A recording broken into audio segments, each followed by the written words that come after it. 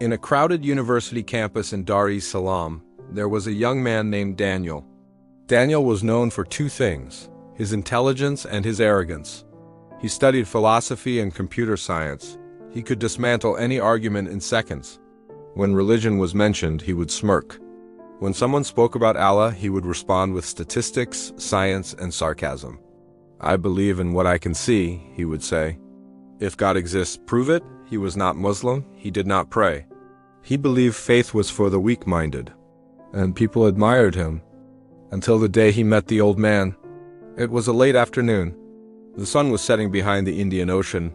Daniel was sitting alone on a bench near a small masjid, reviewing his laptop screen. The adhan echoed in the air. "Allahu Akbar, Allahu Akbar."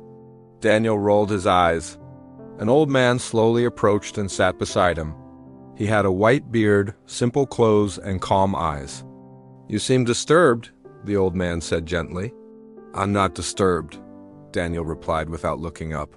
"I just don't believe in fairy tales," the old man smiled. "And which fairy tale troubles you today?" "God," Daniel said plainly.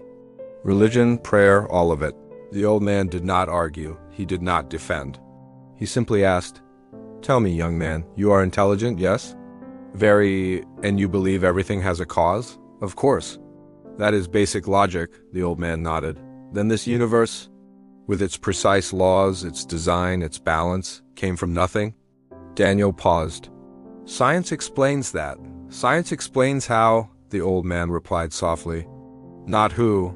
Silence fell between them. The old man continued, "You trust your mind. But who designed your mind? You trust logic. But who created logic? You trust the laws of physics. But who set the laws?" Daniel felt something unfamiliar.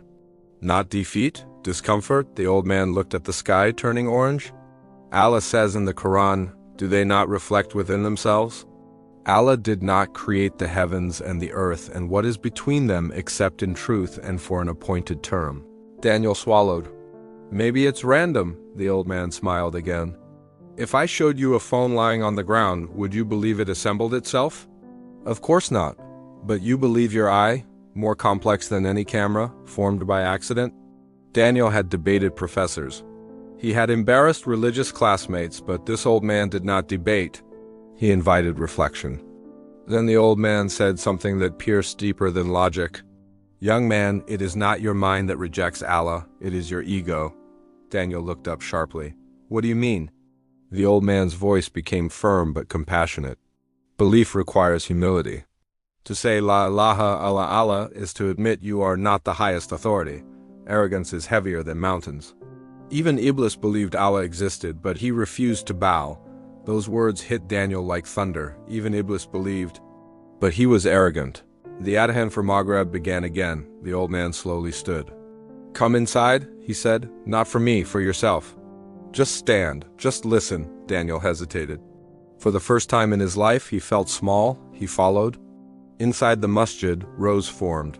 Shoulders aligned, rich and poor stood equal. The old man stood beside him. When they bowed in ruku, Daniel felt strange. When they prostrated in sujood, his forehead touched the ground. And something inside him broke. He did not know why, but tears came.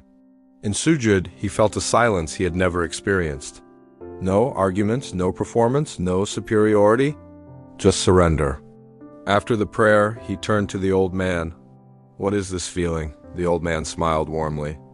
"God is fitra. The soul recognizing its creator." Weeks passed. Daniel returned to the masjid. He began reading the Qur'an not to argue, but to understand. One night he read, "Indeed, in the remembrance of Allah do hearts find rest." Surah Ar-Ra'd 13:28. For the first time in years, he slept peacefully. Months later, Daniel publicly declared his shahada. La ilaha illa Allah, Muhammadur Rasulullah. His friends were shocked. The smartest guy became religious? They mocked. But Daniel no longer needed their validation. He began praying every salah, Fajr before sunrise, Dur between classes, Asar even when busy, Maghrib with gratitude, Isha with reflection.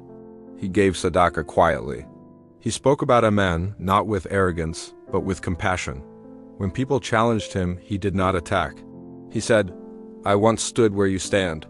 I thought intelligence meant disbelief, but the more I learned, the more I realized the universe points to one.